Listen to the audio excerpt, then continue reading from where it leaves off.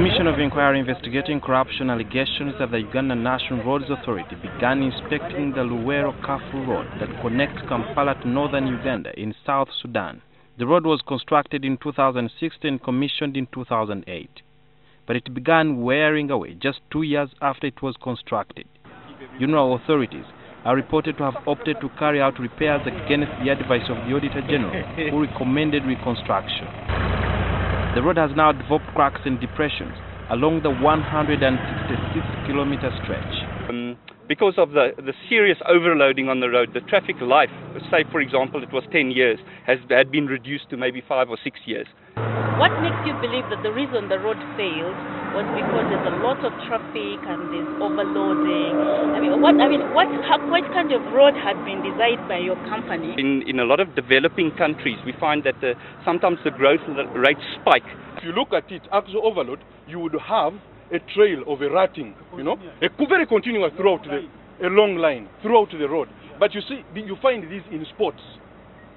So it is not necessarily the axle overload, but the contractor should look in his docket how he did the road. The commission then drove to a different part of the road and found a similar problem. The underlying layers, the underlying surface is still the old road and it has never been redone.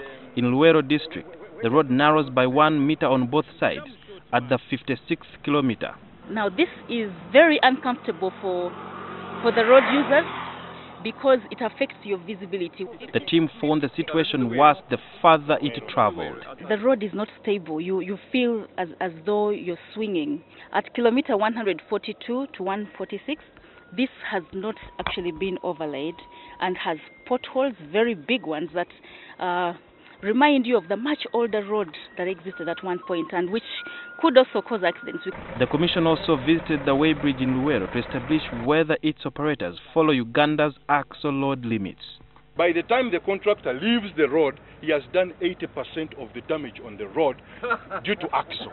Although the weighbridge does not meet the international recommended standards, the operators faulted the magistrate's court for not operating on weekends. I would want to recommend very humbly to the Chief Justice to consider putting a full-time magistrate on these routes so that people work a little bit over and above the usual time.